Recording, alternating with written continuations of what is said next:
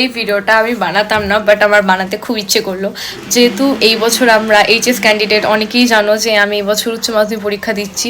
আমাদের একদম অনেক রকম রকমভাবে সিকিউরিটি গার্ড দিচ্ছে।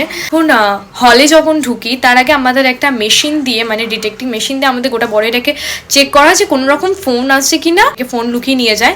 তো সেটা নিয়ে চেক হচ্ছিল। তো আমার স্কুল ড্রেস হলো শাড়ি। অনেকেই জানো, যারা আমার ভিডিওতে অনেকদিন ধরে ভিডিও দেখো তারা জানো আমার স্কুল ড্রেস শাড়ি। তো এই শাড়িটা পরে আমি স্কুলে গেছি। এবার শাড়িটা যে পরেছি, শাড়িতে নিশ্চয়ই পিন লাগানো থাকবে, আর ওই পিনটার কারণে মেশিনটার মধ্যে বাজারটা বেজে ওঠে। ঠিক আছে, বাজারটা বেজে ওঠার কারণে ওখানকার যিনি ছিলেন, যিনি ওটাকে নিয়ে চেক করছিলেন, তিনি বলেন যে সেফটি পিনটা খুলে দিতে হবে। মানেটা কি? সেফটি পিন খুলে দেবো মানে?